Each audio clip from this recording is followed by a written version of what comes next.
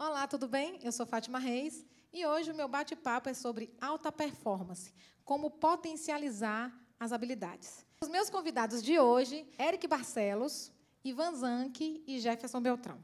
Então, vamos lá, começando o nosso bate-papo. Vocês pensaram que ia começar agora, né? Mas não vou começar agora. Por favor, todos de pé. Nós também, nós quatro. Porque, assim, eu vou fazer essa dinâmica agora, mas depois o Ivan vai fazer uma também, que eu estou curiosa. Eu também. Então, o que é que a gente tem que fazer? Dar um abraço da pessoa que está ao nosso lado.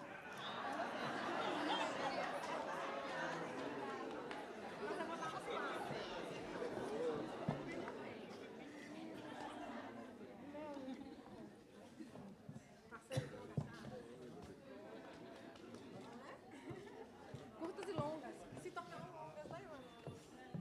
Aí, todo mundo quebrou o gelo? Pronto, pode sentar. Se fala muito em alta performance. Tem até um livro disso, né? Não vou nem falar do concorrente aqui, porque a gente tem o patrocinador Brascoach, mas é de um concorrente, ele tem o livro Alta Performance, né? Então, assim, conceitue para que as pessoas entendam, porque é uma palavra tão bonita, né? Alta performance. E as pessoas muitas vezes não sabem nem o que é, né? Então, por favor, Eric Barcelos, você que trabalha com o Inner Game, que é a história do coach, né? Como tudo começou, trabalha com oratória, então, nos apresente aí o que é alta performance. Então, a minha visão de alta performance, ela acontece quando a pessoa ela está usando as suas potencialidades ao máximo. E, já que você lembrou do Inner Game, eu nem ia comentar isso, e quando ela aprende a diminuir a interferência. Então, a partir do momento que a pessoa aprende a diminuir a interferência dela e descobrir o potencial que ela tem e usar isso ao máximo, ela chega à alta performance. Então, a alta performance, para mim, também, ela acontece quando a pessoa tem uma visão de autônomo, que é o que falta hoje no profissional. Nem todo mundo não, viu? Eu acho que todo mundo aqui tem potencial, não tem? Vocês têm essa consciência? Isso é legal, né, gente? Então, você já está à frente do seu concorrente, né, Ivan? É isso mesmo? Aí, eu já quero entrar com o Jefferson e com você também, Ivan, porque você é recrutador. Você hoje é o gestor da Tarde FM e você escolhe quem trabalha com você. Você escolhe, correto? Então, assim, o que você leva em consideração na hora de contratar um profissional? Antes de mais nada, boa noite, Fátima.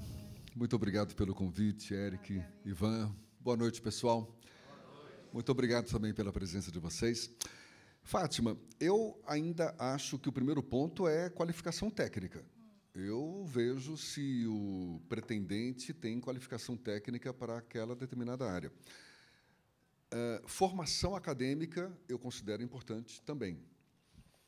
E aí surgem novas qualidades que penso que são muito bem-vindas também. Por exemplo, capacidade de relacionamento. Eu quero pessoas que tenham capacidade, vontade de querer se relacionar. Porque é muito bom você ter especialidade técnica, saber lidar com aquela área, a sua área de atuação, mas você lida com pessoas o tempo todo. E hoje, ter essa flexibilidade, essa capacidade de conviver com pessoas nem sempre iguais a você, nem sempre iguais, que eu falo no sentido de movidas pela mesma intenção ou coisa parecida e tal, é muito comum. Essa qualidade eu acho fundamental.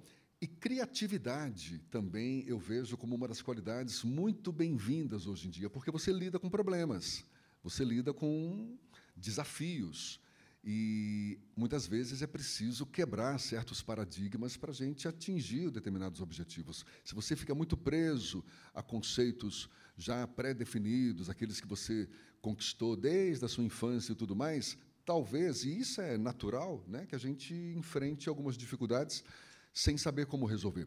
E aí você precisa ter criatividade, você precisa ter se permitir essa criatividade.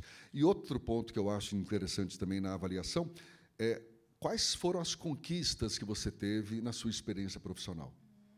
Eu penso que são dados alguns parâmetros assim que servem de referência para perceber se, de fato, aquela pessoa é interessante ou não. Legal. E você, Ivan, que trabalha com pessoas, desenvolve pessoas, né? O que é que você diz sobre isso? Bom, obrigado, Fátima. Boa noite, pessoal. Tem vários dados e pesquisa. A Dale Carnegie é muito focado na parte de engajamento. Então, entender o que engaja, o que desengaja. E uma das coisas que são fatos, que nem o Jefferson está falando, você é contratado muitas vezes pelo teu conhecimento técnico. Mas o que te mantém lá é teu conhecimento emocional, as habilidades que você tem de relacionamento e o quanto você está disposto a produzir e realmente se engajar naquilo que está acontecendo. Porque se a pessoa não tem atitude, isso não vai ser sustentável. Né? A mesma forma, você vai para uma entrevista ou você vai fazer um negócio com alguém, não vamos limitar somente ao emprego, já que a gente está falando de estimular o empreendedorismo. Né? Não adianta você querer parecer bonitinho. Você pode iniciar e entrar dentro de uma casa parecendo bonitinho, mas não vai ser sustentável porque não é você. Então, ok, mas como é que eu posso me manter ou levar isso adiante? Tem uma forma de eu conseguir passar para as outras pessoas que eu tenho um diferencial, que eu posso fazer um diferencial? E aí tem um segredo muito legal. Seja esse diferencial. Não tente parecer. Então, você buscar o tempo todo estar se reciclando, buscando ser mais, estar atento ao mercado, fazendo cursos, fazendo treinamentos. Hoje tem uma infinidade de conhecimento na internet, quer dizer, não existe mais limitação, a limitação é você. Então, se você não está alcançando o resultado que você quer, muito provavelmente existe uma mentalidade que precisa ser mudada, e por isso a questão da criatividade, da inovação, de você se permitir pensar fora da caixa, porque essa barreira ela é autoimposta, não é os outros que colocam. O mercado coloca barreiras para que você se evolua, e transpasse ela. Se você fica preso nela, não é o mercado, é você. Então, como fazer para dar essa volta? Aí começa com o processo de atitude. É um certo desconforto de não aceitar isso. Né, buscar. Se alguém pode fazer ou assumir um cargo, ou ter um empreendimento, ou fazer qualquer coisa, qualquer pessoa pode. A questão é você começar a acreditar, entender e buscar. Não adianta também só pensamento positivo sem ação. Então, tem que ter atitude, né? Isso eu ouço desde o primeiro Carreiras, é interessante. Está tudo alinhado. Então, assim, aí muitos falam assim, eu estou desempregado. E aí, o que é que eu faço para me qualificar, eu não tendo um dinheiro, uma renda para fazer esses cursos? Qual a sugestão que você dá para essas pessoas?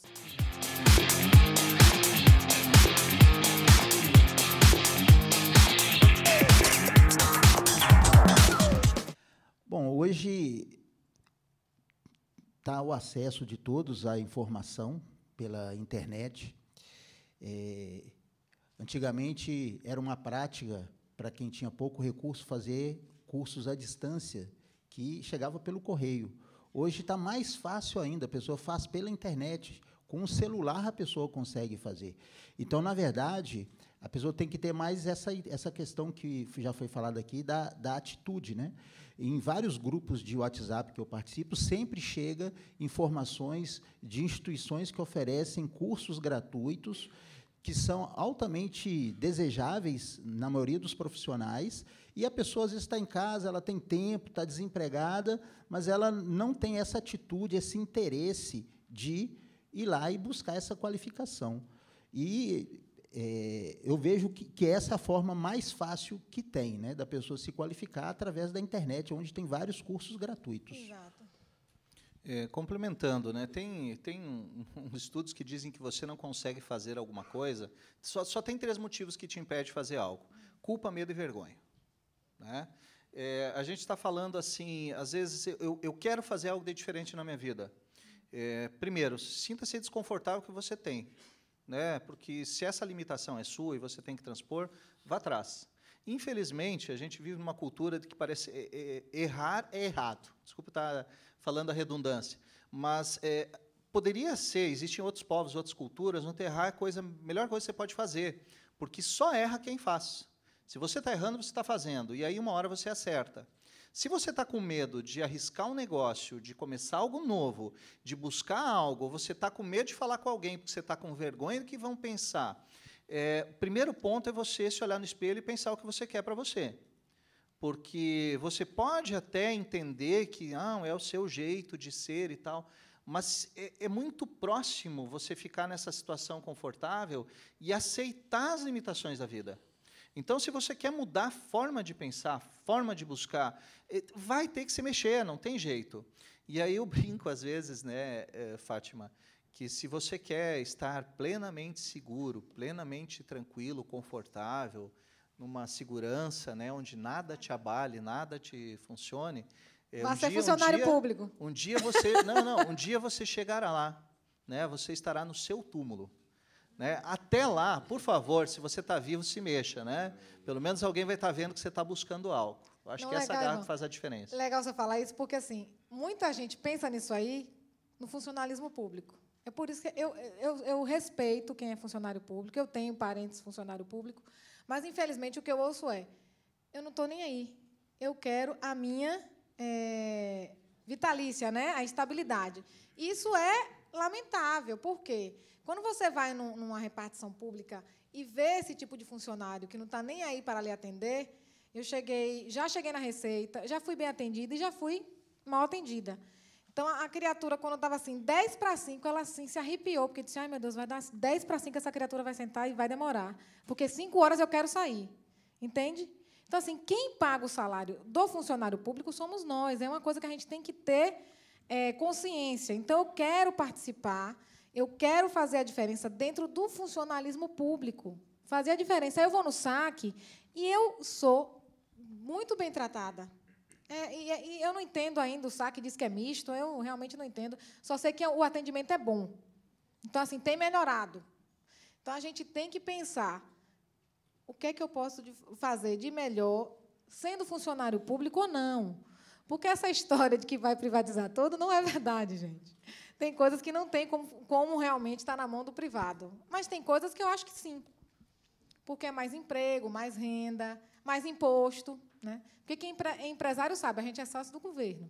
A gente já entra sabendo que eles têm uma participação que a gente não tem retorno, infelizmente. Mas a vida é isso mesmo.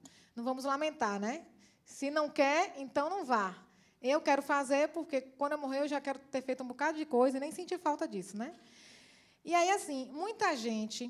Por isso vem o processo de coach, o trabalho do Inner Game, do próprio Dale Carnegie. Eu nunca vi a pessoa errar no nome.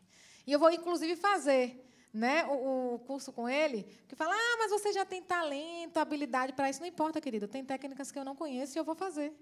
Então, é isso que a gente tem que pensar. A gente não nasce sabendo de tudo, a gente tem que aprimorar. Né?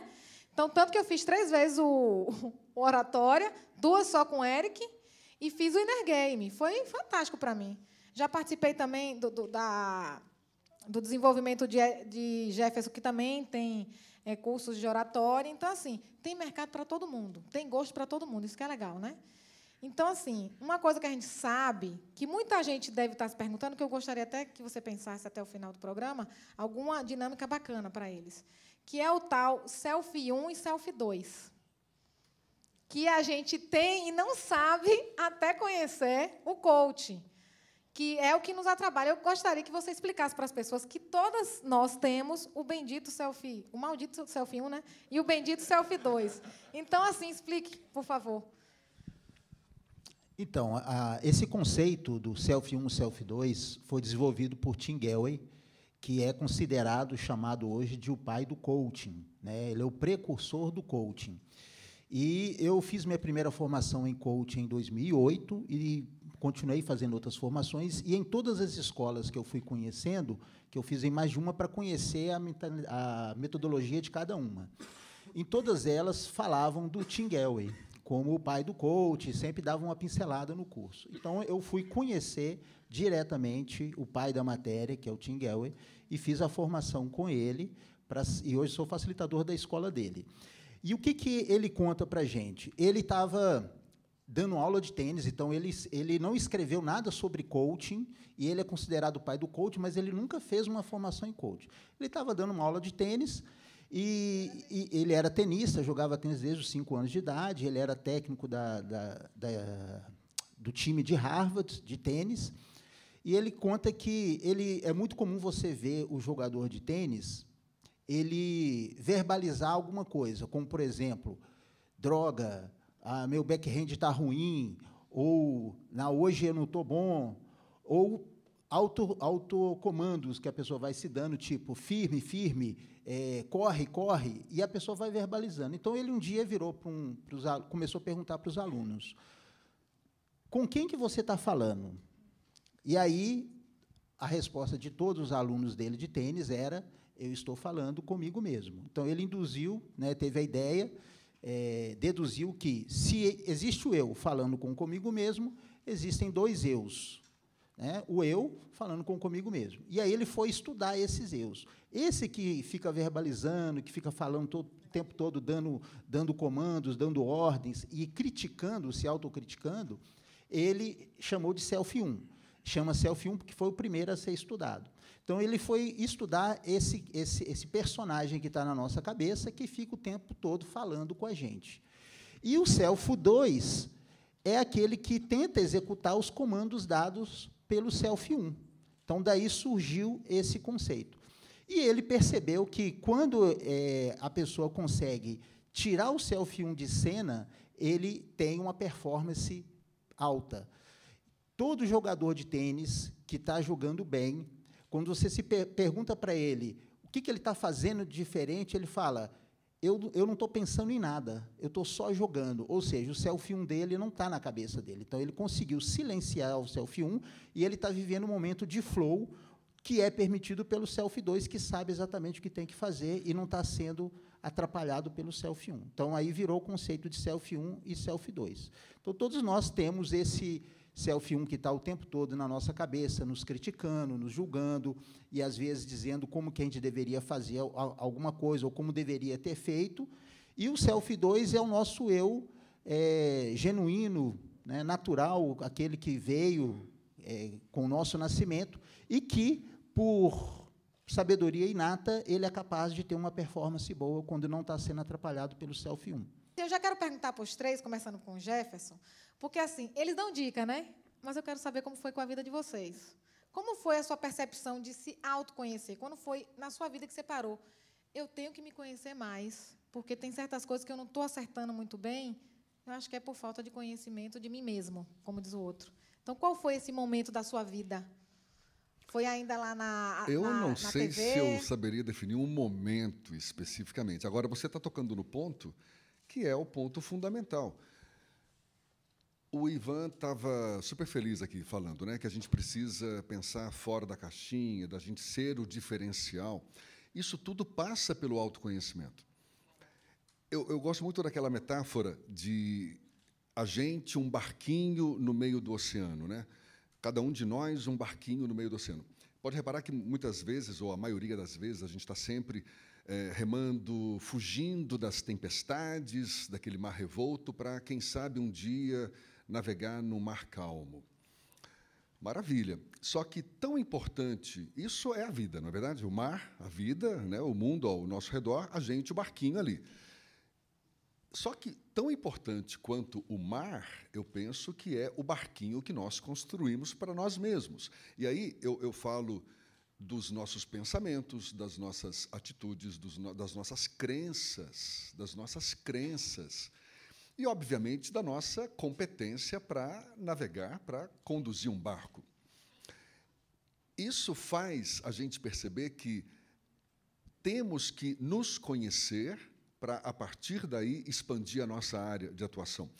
Quando a gente coloca que essa qualificação é muito bem-vinda, que o diferencial é uma característica muito bem-vinda também para você se destacar no mercado e tudo mais e tal, eu penso que você vai conquistar essas novas habilidades, essas novas qualidades, a partir do autoconhecimento, a partir da autopermissão, para quebrar certos paradigmas.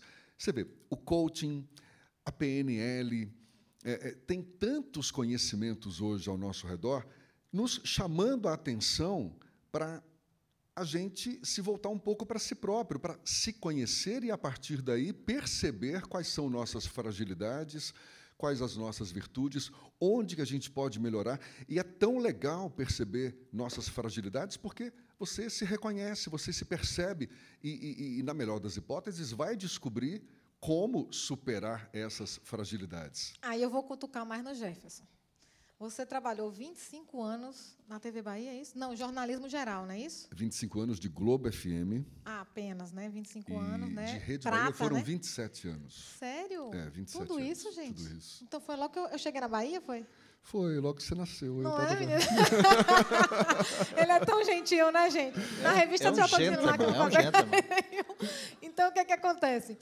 Você, assim, se dedicou realmente, a gente assistia aqui, quantas pessoas não assistiram o Jefferson no BATV, né, à noite, e, de repente, foi tirado. Então, tipo assim, a gente estava conversando nos bastidores, eu já conheço o Jefferson há 3 anos, parece uma eternidade. Eu conheço ele, a esposa, a Georgia, que tem a papelaria Oxalá agora, que vai sortear essa noite, tá? Todo mundo vai ganhar brindezinho. E aí você pensou assim, nossa, caiu o meu chão, e aí como é que eu vou repensar minha vida agora? Como foi que isso aconteceu, então, amigo? Nos conte aí. Isso que eu falei, de certa forma, eu vivenciei. Porque, de fato, quem me acompanha talvez tenha ideia, eu de fato, vinha há 27 anos nesse relacionamento com a Rede Bahia. O que muito me honra, sabe, foi uma experiência fantástica, maravilhosa, um aprendizado profissional muito grande. Eu comecei como repórter do Correio da Bahia, já fazia rádio nessa época, logo depois eu ingressei na Globo FM, ela tinha 1 ano de vida, e mais tarde acabei indo para a TV Bahia. Gostava do que fazia, apesar de que chegou num determinado ponto, e isso a gente estava conversando lá nos bastidores, não é? Eu me sentia muito angustiado, mas muito em função da carga de trabalho, porque eu estava morando lá. Eu chegava antes das 6 horas da manhã, porque eu entrava no ar às 6 horas, saía do ar às 10, ficava no jornalismo, eu coordenava o jornalismo da rádio, aí tinha 1 horinha para almoçar, 1 hora já estava fazendo reunião com a minha equipe da TV Bahia, pensando no BATV, eu era editor-chefe do BATV, e saía da TV umas 8 horas, 8h30 da noite, para madrugar no dia seguinte, e isso... Quem é da área sabe que a gente não tem feriado, não tem fim de semana, mas, volto a dizer, muito me honrava, eu fazia isso com muita responsabilidade e tal. Mas tinha medo de colocar o pé no freio, de abrir mão dessas conquistas. Eu pensava, poxa, eu vou abrir mão da rádio, estou bem na fita, 25 anos de rádio e tal, poxa, não, vou abrir mão do BATV, que era um jornal, sabe, que eu fazia com muita presteza, sabe assim, eu gostava mesmo de fazer e tal. Enfim, ia empurrando com a barriga. Aí aconteceu o que aconteceu, o universo veio e resolveu minha vida, e num primeiro momento, como você disse, eu fiquei mesmo meio sem chão, mas me permiti buscar conhecimento, e muito mais autoconhecimento. Sabe o que eu busquei? Um coach de carreira. Humildemente, fui pedir ajuda. Escuta, para onde que eu vou agora? Porque eu estava muito acomodado, de certa forma, ali. Exatamente, muito enraizado. E o coach de carreira, que o Eric pode detalhar mais sobre esse processo e tudo mais, foi muito legal, porque me fez me conhecer um pouco mais e descobrir quais as frentes que eu deveria investir. Uma delas foi eu preciso permanecer na mídia. Eu sou um cara da mídia. Sou jornalista, sou radialista. Então, uma das sacadas foi essa. Olha, você tem que permanecer na mídia. Tá. Você tem que ter um plano B, coisa que eu não tinha. Eu não tinha um plano B. Você tem que fortalecer a tua empresa. Eu já tinha uma empresa, mas que me servia basicamente para quê? Me soltar uma nota fiscal para um freela eventual que eu fizesse e tal. Aí fortaleci essa empresa, inclusive criei cartão, fiz um layout.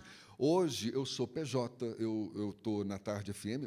A Tarde acabou sendo o meu primeiro galho, digamos assim, para eu permanecer na mídia. Fui para lá como PJ. Hoje eu estou na TV Alba também, que é a TV da Assembleia Legislativa, um programa de entrevistas. Adoro fazer uma coisa mais leve e tal. E investi também na área acadêmica. Investir na área acadêmica, voltar a estudar, porque eu me formei em jornalismo, fiz uma especialização na área de gestão da informação para multimeios e tal, E falei, não, eu gosto disso que a gente está fazendo aqui. Já tinha tido uma experiência como professor no curso de formação profissional para radialista, lá no Cefet. Depois eu dei aula na FTC, no curso de jornalismo, mas assim meio não foi algo que teve continuidade, mas pelo menos serviu para plantar a sementinha e eu percebi que eu gostava muito dessa área acadêmica, de que eu gosto muito dessa área acadêmica. Foi o que eu acabei fazendo.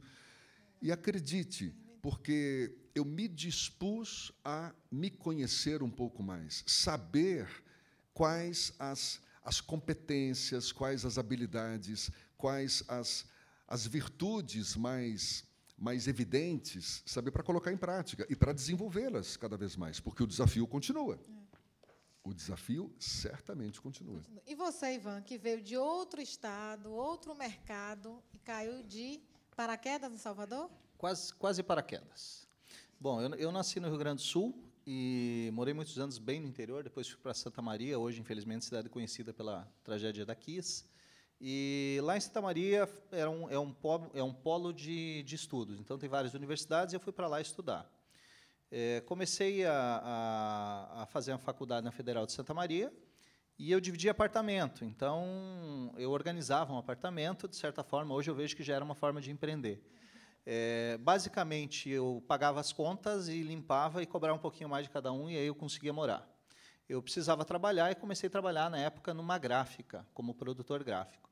E também deixando espaço para fazer faculdade à noite, só que eu sempre chegava atrasado na faculdade porque eu ficava trabalhando mais. Hoje eu olho para trás e vejo que também já era uma veia empreendedora. E, resultado disso, eu acabei virando gerente, virei sócio, 2%, 5, 7, 12, 25, 50%. Aí, um dia, eu comprei a gráfica, virei empresário. Quebrei.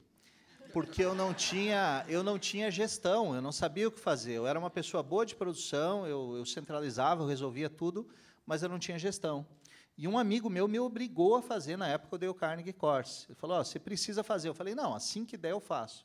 Ele falou, não, cara, você não está entendendo, você precisa ir fazer. Eu falei, não, tudo bem. Aí ele falou o valor, eu falei, nossa, isso eu pago 3 contas. Eu estava no SPC, era uma situação caótica, vocês estão rindo, vocês não foram para o SPC ainda. E aí, eu sei que ele bateu na mesa, foi muito ríspido comigo e falou, vai. E eu falei, eu não tenho nem cheque. Ele assinou os cheques e me deu. Ele me forçou, foi o universo que conspirou para você, foi para mim. E, desde aquele momento, eu nunca mais parei de investir em autoconhecimento. Porque 4 meses, 5 meses depois, eu estava com a gráfica num outro patamar, no outro endereço, 4 vezes maior, nós quintuplicamos, na época, o número de funcionários, era referência, todo mundo queria saber o que eu fazia, eu dizia, vai para o treinamento, Dale Carnegie. E, uma época, o pessoal começou, por que você não vem trabalhar conosco? Eu falei, não, eu estou bem, deixa assim. Eu não sei quando é que me convenceram, mas aí passou um período, 2007 isso, eu fui convidado a cuidar da operação da Dale Carnegie em Cuiabá, no Mato Grosso. Falei com 10 amigos, vocês estavam falando daquelas pessoas que te apoiam, outros que duvidam, né? 9 me chamaram de maluco, inclusive um grande amigo meu me mandou para um lugar que eu não vou, por causa do horário aqui, falar. Ele falou, você é doido, você tanto tempo construiu, a gráfica é uma referência e tal, você vai largar tudo isso. Só que o meu coração dizia para largar. E eu fui para trabalhar novamente para uma outra empresa, para uma pessoa ser novamente funcionário. Em Cuiabá, ficamos por 3 ou 4 anos, depois Tangará da Serra, e aí eu queria ter minha franquia da Dale Carnegie, e o único lugar disponível era Rondônia. Eu quase fui para Rondônia. E nós chegamos aí, fazer todo o plano de negócio, e 3 meses antes de ir para Rondônia, surgiu a oportunidade de comprar a Bahia, e eu acabei vindo para cá em 2012 e 2013. Nós falando assim, eu acho que mais do que falar sobre a gente, falar sobre o que a gente pode agregar para as pessoas em relação a isso. Eu sempre tive um sentimento assim de pensar, não, acho que não era nem pensar, era sentir que eu podia mais. E eu sempre tive uma visão de que se alguém pode fazer algo, eu posso também. Então, tanto na época da gráfica, o que me levou a ser sócio, é que na época tinha aqueles equipamentos da Xerox, tudo que era muito moderno chegava nessa gráfica. E, quando tinha um problema, era um problemão, porque só tinha técnico em São Paulo, a máquina ficava parada 2 dias, tinha que vir um técnico de avião, chegava em Porto Alegre, pegava um ônibus e ia lá para resolver. Quando o técnico entrava lá, eu grudava nele. E aí eu via onde é que ele apertava os parafusos, onde é que ele mexia, onde é que ele abria. Quando dava problema de novo, eu já sabia onde mexer. Aí depois eu tive que ampliar isso, porque ele descobriu que eu fazia isso e começou a esconder. Ele mexia, nunca resolvia nada. Eu ia no banheiro, voltava, estava funcionando a máquina. Aí eu tive que mudar a minha estratégia. Eu acho que foi a primeira vez que eu entendi o poder de você se relacionar. Eu tive que criar uma relação com ele para ele entender a necessidade e posicionar. E se eu pudesse deixar... A gente está falando muito de dica, está falando mais da gente, menos de dica. Se culpa, medo, vergonha é o que te impede de fazer qualquer coisa, o que você pode fazer para começar a lidar com isso? Comece a pensar o que você pode fazer de assustador hoje. Se você não fez nada que te deu um friozinho na barriga, te deu um pouco de medo, enfrentou fazer algo diferente, você está perdendo seu tempo, se é o teu interesse em evoluir e fazer alguma coisa. E você, Eric, como foi o momento do seu autoconhecimento? Então, essa questão de lembrar o momento é uma coisa que me remete a uma lembrança, um estado que eu era muito jovem e eu estava tentando fazer muitas coisas da vida, mas sem muito autoconhecimento. Então, eu estudei programação para trabalhar como programador, aí depois não consegui mexer com aquilo, que aquilo não tinha a ver comigo. Área de TI, você? Eu fiz Sério? curso há muito tempo atrás. É tanto tempo que as pessoas não lembram. Basic, COBOL, não sei se alguém lembra dessas linguagens. Entregou a idade. Entreguei a idade. Onde TI ali rindo? Ó, TI você, né? Que eu tô Então, ligada. Eu fazia isso e buscava, mas não era aquilo. E eu sempre tive a sede de conhecimento. Por isso que eu não sei dizer exatamente o momento que o autoconhecimento entrou na minha vida. Mas, assim, eu estava sempre buscando entender a mim mesmo e entender como a vida funcionava e como funcionavam as pessoas. E isso eu ia a palestras, eu fazia cursos em várias instituições, comecei a fazer psicologia também na UFMG. Só que, para mim, ou a dica que eu poderia deixar você tem que encontrar algo que vira uma chave que você fala assim, isso, para mim, faz sentido. Então, eu fazia psicologia, mas as coisas que eu comecei a aprender não estavam fazendo sentido. Então, eu abri mão. Então, eu nunca consegui levar muito adiante algo que eu não perceba que faça sentido para mim. E aí eu conheci uma escola de filosofia chamada Nova Acrópole, isso em 1990, e eu participo dela até hoje. Lá, talvez, tenha sido esse momento, se for definir o momento onde o autoconhecimento aconteceu, foi lá, onde eu tive que Platão chama de reminiscência, onde eu lembrei, ou percebi aquilo que realmente eu tinha que fazer na vida. E aí eu fui com tudo e não parei mais. Então, o autoconhecimento passou a fazer parte da minha vida através da filosofia, certo? Fui dirigir uma escola em Juiz de Fora, onde fiquei 14 anos na direção. Mas outra coisa que eu considero muito importante e que foi falado de atitude, foi falado de outras coisas que são necessárias no profissional, e foi perguntado ao Jefferson o que ele busca na pessoa quando ele vai contratar. Eu, por exemplo, busco uma pessoa que é inquieta. Ou vamos encontrar uma outra palavra melhor, porque isso eu tenho. Ambição, uma pessoa que quer inquieta, ou seja, ela nunca fica satisfeita e que ela tem uma ambição. Então, eu sempre fui assim, de ter uma ambição e de ser inquieto e querer mais, né? E você me perguntou como é que eu cheguei ao coaching. O coaching eu cheguei de uma forma muito inusitada. Um cliente ligou, minha secretária atendeu, e ele perguntou se o meu treinamento de oratória tinha coaching. Eu nunca tinha ouvido falar disso, coaching. Eu morava em Juiz de Fora. Aí a secretária não pôde responder, passou o telefone para mim, né? E aí eu atendi, expliquei com o cara, como não sabia o que era coaching, eu não podia falar o que era. Então, eu falei exatamente o que era o meu curso, mas não podia falar que tinha alguma coisa de coaching, porque não tinha. Mas, vocês conhecem aquela frase? O Google é meu pastor e nada me faltará? Eu entrei lá no Google e procurei coaching, e já comecei a ler e me interessar muito pelo coaching, porque um dos filósofos que eu gosto muito se chama Plotino. E Plotino ele tem uma ideia que ele fala o seguinte, que, dentro da ideia da alta performance, se você quer ser uma pessoa de excelência, você tem que ter algo maior que você mesmo, um objetivo maior que você mesmo. E Plotino fala que não importa se você tem limitações, se você tem problema ou não tem problema. Se você tiver uma meta alta, um objetivo grande, ele fala um ideal de vida, por exemplo, o fato de você buscar alcançar esse ideal, você vai se verticalizar tanto, você vai se desenvolver tanto, que as suas dificuldades, os seus problemas vão ficar para trás. O self-12 fala mais alto. O self-12 fala mais alto, exatamente. E aí, quando eu vi que o coaching não lidava com problemas, mas sim com metas, objetivos, sonhos das pessoas, eu fiz a relação direta com essa proposta de Plotino. Eu falei, poxa, é isso que eu quero fazer também. Né? Além de ser um professor de filosofia e já dar curso de oratória e outros cursos de desenvolvimento humano, eu falei, não, eu vou fazer coaching, não por moda, porque nem era moda ainda, isso era em 2008 que eu fiz a primeira formação. Estava começando a ficar famoso. Tanto que, na minha cidade de fora, eu fui o primeiro coach da cidade.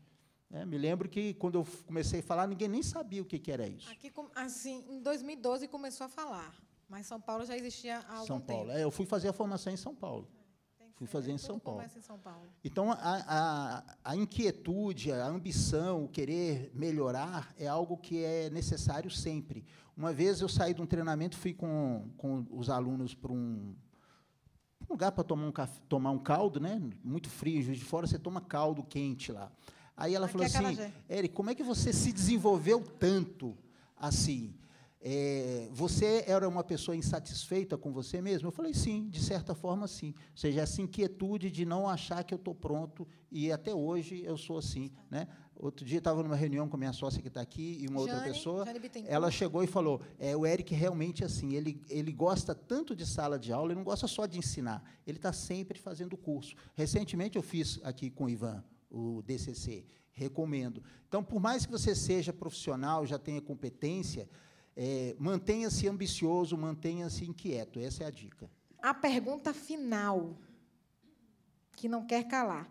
Então, assim, agradecer vocês, né? Que vocês, assim, prontamente, aí eu tenho que ter um tema com vocês três. A vocês que estão aqui nessa noite, meu muito obrigada. Sem vocês eu não estaria aqui, né? Muito obrigada. E a minha equipe maravilhosa, né? Carla Pimentel, Natanael Nepomuceno, é um nome que eu vou te contar, viu?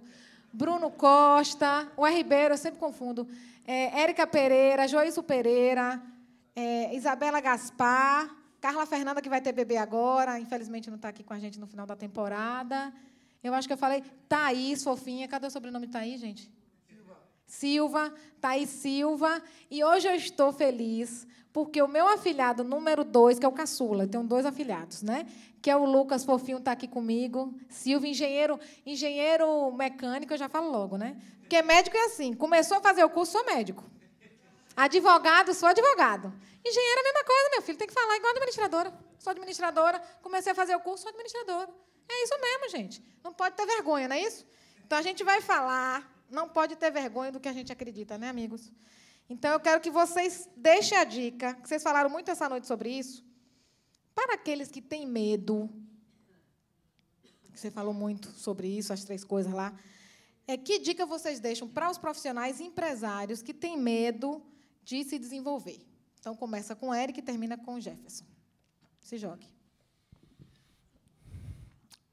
Entender por que tem esse medo. Né? É medo de quê? Existem pessoas que têm o medo do sucesso. Pode ser isso também. Eu acho que nós, seres humanos, precisamos sonhar mais alto. E não ter medo dos sonhos que a gente venha ter. E saber que, quando você tem um sonho grande e dá medo de realizá-lo, esse medo está apontando e está te dizendo de que, de fato, é isso que você tem que fazer. Então, caminhe, mesmo com medo, em direção aos seus sonhos. Legal. Muito obrigada, Éric. Palmas para o Éric.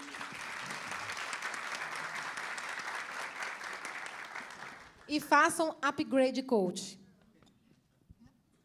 Para perder o medo, inclusive de falar. Vai lá, Ivan.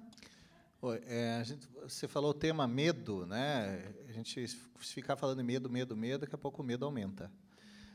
Focar na coragem. E se tiver com medo, vai do mesmo jeito. Esses dias já foi um bordão, passou bastante na internet. Não tem uma maneira de você lidar com o medo que não seja enfrentando ele, ou seja, olhando dentro do olho dele. Faça aquilo que te assusta um pouquinho, mas faça. Quanto mais você fizer essa prática, mais você vai te sentir forte e mais a tua autoconfiança vai surgir. E talvez você fique até assustado com as decisões e tudo mais que vão começar a acontecer quando você começar a ficar um pouco mais corajoso. O primeiro passo é identificar o que você quer. Se isso surgir, e vai surgir, aí vem as vozes internas, vem o selfie 1 lá querer dar o espetáculo dele, vai da mesma forma. E reduz o seu nível de exigência consigo mesmo. Porque, muitas vezes, o que a gente exige dos outros, isso também é uma forma de ver, não vai entrar nesse mérito aqui, a gente exige da gente. E, às vezes, o que nós estamos exigindo de nós mesmos, os outros não estão. Eu tenho certeza que vocês aqui conhecem pelo menos uma pessoa que já teve uma promoção, um emprego deu mais certo e que tinha menos condições e menos capacidade que outra pessoa. Só que ela foi lá e fez. E o outro ficou pensando e passou. Então, se quer enfrentar o medo, quer ganhar coragem, faça uma coisinha, simples de cada vez, mas faça algo que, todo dia, puder te assustar um pouquinho com algo. O que você faria que te dá medo? Conversar com um estranho? Ser cordial, fazer um elogio no caixa de mercado que você está passando ali, transformar a vida de alguém fazendo algo, doando, faça alguma coisa, porque, no mínimo, você vai ter, se não der certo, você vai ter uma oportunidade de contar uma experiência. E, se der certo, você vai estar um degrau mais à frente. Então, é não parar de andar. Obrigada, Ivan.